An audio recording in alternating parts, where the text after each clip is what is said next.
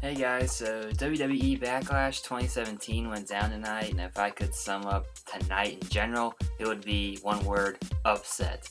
Boston Celtics upset the Cleveland Cavaliers in Game 3 of the Eastern Conference Finals, and another huge upset went down on Backlash, but I'll get to that later. So let's start off with the first match on the Backlash show, which was on the kickoff show. It was Ty Dillinger taking on Aiden English. Overall, the match was okay, solid kickoff show match. Didn't really stand out, didn't really suck. It was just a way to warm up the crowd and it did its job. Aiden English is testing out this new Drama King gimmick ever since his partner Simon Gotch was released from the company, and Ty Dillinger is still working that Perfect 10 gimmick that worked for him very well in NXT. The crowd still loves it. They chant along with the 10 chant, and I would like to see Ty Dillinger get a push on the main roster. I think a possible United States Championship feud later on down the line would be fun. And as for Aiden English, I think his Drama King gimmick may have, it has potential. He was really annoying the crowd. They were booing him like crazy. And basically, he would come to the ring. He was singing his entrance music while insulting the city. And he was also saying he is the Rembrandt of Rage or the Picasso of Pain. A bunch of stupid alliterations combining art with pain and wrestling. So I think it does have potential there. He does come off as a very annoying, snobbish heel, and it could work with a little tweaking. As I said though, the match itself was okay. Nice way to warm up the show, or warm up the crowd for the show. And in the end, Ty Dillinger, of course, got the win. The first match on the official Backlash card was probably the most anticipated match of the night. Dolph Ziggler taking on Shinsuke Nakamura. Now this was Nakamura's main roster in-ring debut. He appeared on the main roster, the SmackDown after WrestleMania 33. Him and Ziggler were going to have entered a program, mainly just them jawing back and forth. Nakamura had yet to have his first official match, and it happened tonight, and it was a very, very good match. Worked very well for both of them. It highlighted Nakamura's resiliency and his strong style, and it also highlighted Ziggler's his diabolical heel tactics. That personally, I think this is the best best heel performance by Ziggler since his 2013 run, when he was so good as a bad guy. He got over with the crowd, and the crowd loved him. I think that Ziggler is reaching that level. Or he at least did to me, in my opinion, tonight in this match with Nakamura. So hopefully he can continue that. Should this feud with Nakamura continue? And I think it will. They had pretty good in-ring chemistry. Their styles meshed really well, and I'd like to see Nakamura and Ziggler continue this feud for a little bit. Following that match, it was the Usos defending their SmackDown Tag Team Championships against the very entertaining Breezango.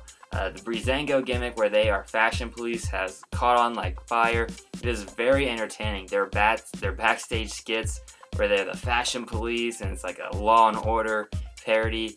Those are so funny, and the gimmick was on full display tonight. And this was easily not only the most entertaining match on the card, it was the most entertaining match I'd seen in WWE in a long time. I was laughing and fully invested in this match with Breezango taking on the Usos.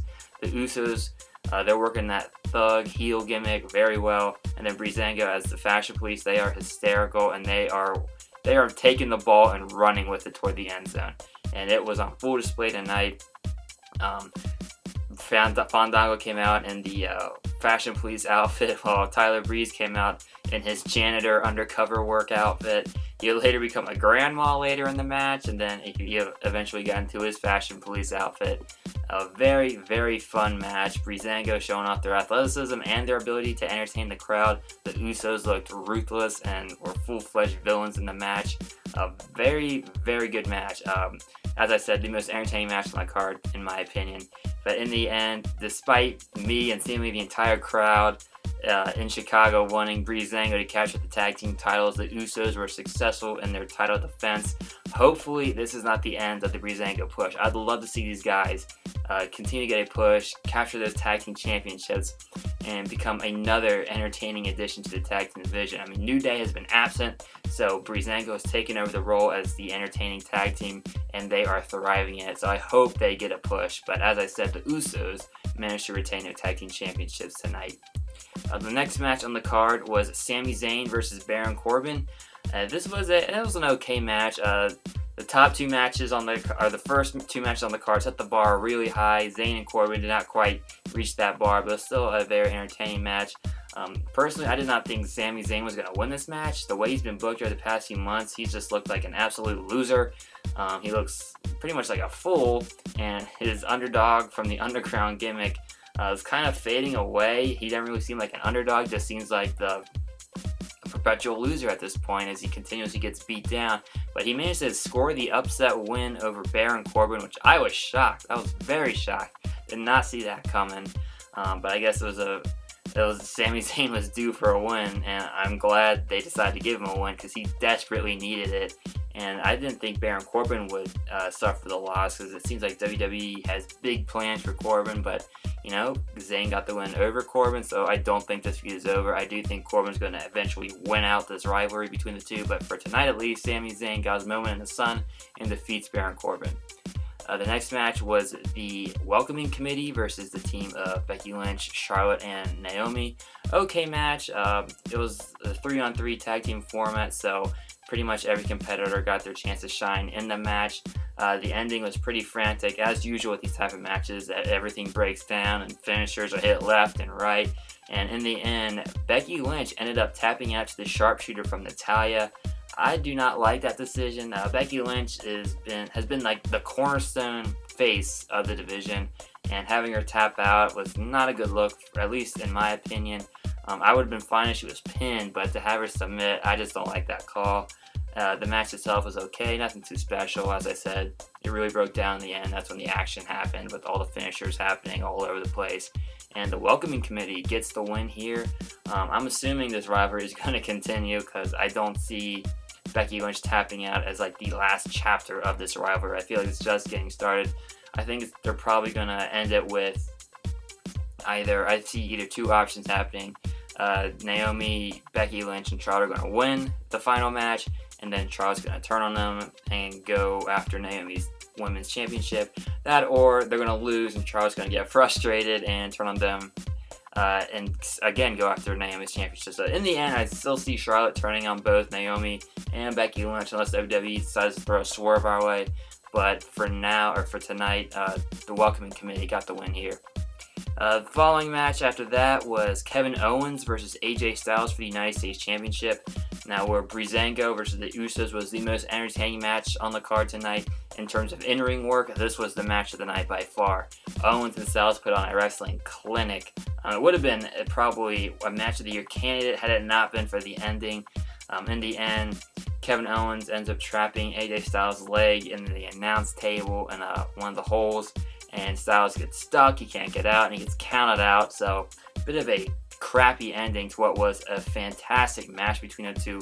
A lot of great spots. They have great in-ring chemistry together. I mean, and you wouldn't expect anything less. They're two of the best wrestlers, two of the best workers in the company, and it showed tonight in the rings. There's a lot of potential for a bunch of future matches. The countout obviously means that the rivalry is not over, and I am all for that as long as we don't get another countout decision to end the match in the future. But tonight, Kevin Owens retains the United States Championship with a countout win over AJ Styles. After that, Luke Harper versus Eric Rowan. They were the next match out, and they had a very, very tough task to follow Styles versus Owens. They did a serviceable job. I mean, there was no way they were going to be able to match what Styles and Owens did, but for the most part, we got to see Luke Harper, his athleticism. Eric Rowan's really developing his own kind of character now that the Wyatt family is officially disbanded.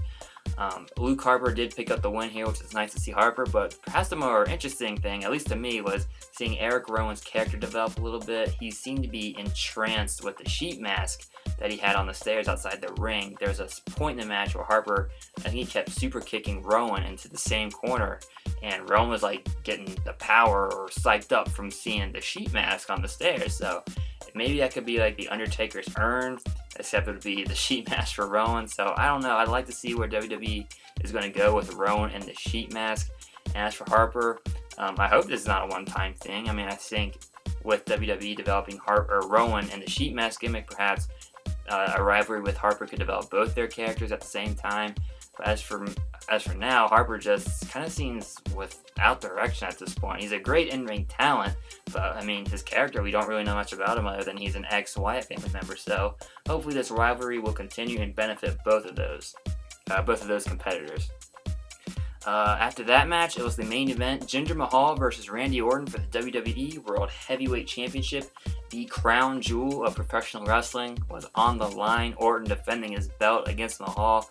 Now, going into this match, I thought there was no way that Randy Orton would lose the belt to Jinder Mahal. I thought this was a stopgap feud, a way to keep Orton busy while elevating Mahal on the card. I thought eventually it would be Orton versus Nakamura, or maybe Orton versus Styles, and that would be the way Orton lost the title, but that did not happen. Jinder Mahal gets one of the biggest upsets in WWE history by winning the WWE World Heavyweight Championship via pinfall over Randy Orton.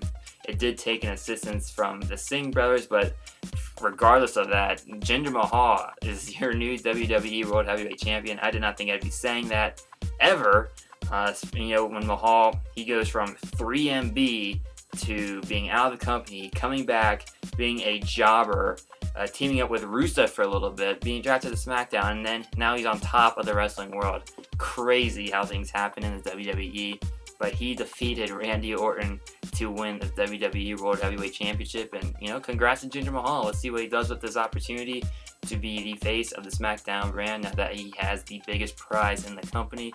He's got the ball. Let's see how far he takes it. And as for me, that's all I got for you. Backlash 2017. Very strong show in my opinion. Best matches on the card. The ones you need to check out. Nakamura versus Ziggler. Sango versus the Usos just for the entertainment factor. Styles versus Owens, and then I would watch Orton versus Mahal just for the ending. And there's a lot of chaos happening. Orton was taking out the Singh brothers, and then just to see Mahal pin Orton and hoist up the WWE Championship is a sight that I'm pretty sure no wrestling fan would ever thought they would see. So you definitely need to check that out. And yeah, that's all I got for you. So Backlash 2017, very strong show in my opinion, worth a watch. And if you like this video, feel free to give it a thumbs up, leave a comment, and subscribe to the channel. I post a lot of different videos that deal with sports memorabilia, professional wrestling, sports topics, and a whole lot more. So please hit that subscribe button. Give me a follow on Twitter at Cincy Fan Zone. There's a link to my Twitter account in the description below. And I live tweet about various sports events, wrestling events, and it's also the easiest and fastest way to get updates on my website, cincyfanzone.blogspot.com. I've linked to that website in the description below as well. All my YouTube videos are over there. I write weekly blog posts for it. I have a bunch of photos up there from different sporting events I go to. I have my entire bobblehead collection up there, my autograph collection up there, and there's a bunch of content up there, so please feel free to check that out. Again, the link to my website is in the description below. And as always, guys, thanks for watching.